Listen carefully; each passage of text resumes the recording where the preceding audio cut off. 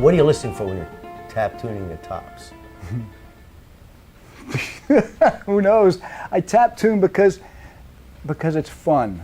I enjoy it. But I hear more when I'm carving. When I'm carving a top or a back, Okay. the sound that the plane is producing is keeping me in touch with that piece of wood. I don't have to tap it. I know what it's doing.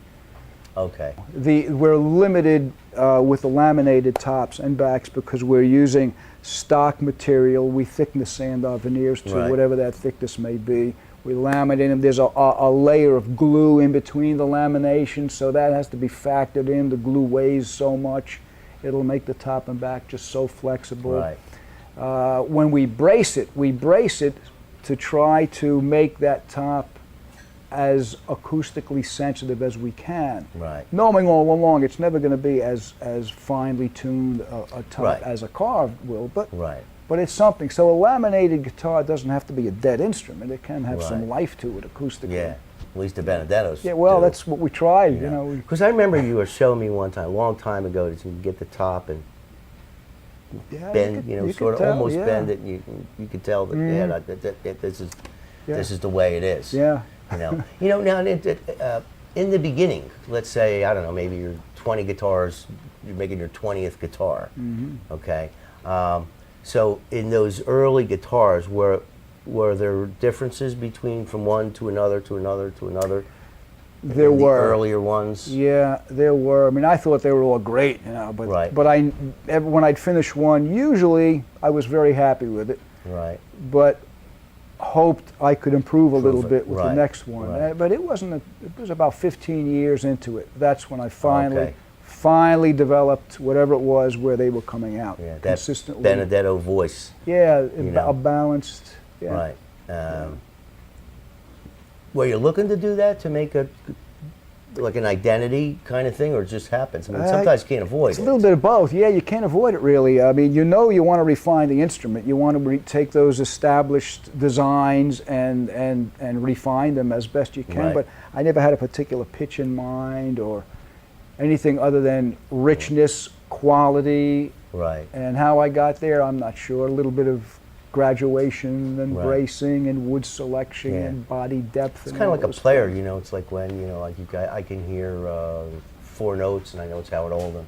Yeah. Or I know it's Jack Wilkins, it's like, and people say that about me, but I never really started out thinking, I gotta get this, so I guess it's something that happens over a long time. And I mean, how important do you think, having a good instrument is? I think having a good instrument that plays well, is set up properly, I think it's very important. You as a player would, I'm sure, concur. If the guitar's playing right, it makes you want to play. Yeah. If it doesn't feel right, you're going to look for something else. Maybe a banjo, God forbid. But yeah, no, I know what you mean. When it feels right, you don't want to put it down. When do you think like somebody should like move up to a real quality instrument? I think as soon as somebody either wants to get serious about playing as a student or an advanced student, or they can simply afford. I mean, if somebody can afford a $3,000 Bambino, that would be a far better choice than a $500 import from wherever. Right. And there's a difference. I mean, there really is. The time and effort we spend in making a neck for a $3,000 guitar is no less time than we would spend making a neck for a $60,000 guitar.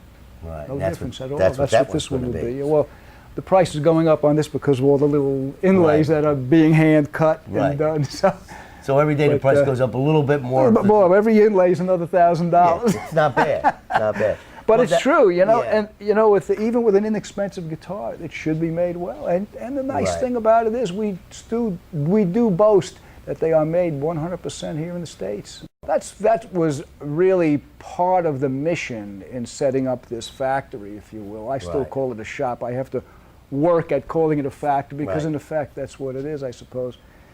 But as I was developing my brand name, I priced myself out of the market for players. I was making guitars that were very expensive and just not affordable for that working musician, in fact. Right. So now with the new models we have here that we're able to produce here on this site, they are affordable.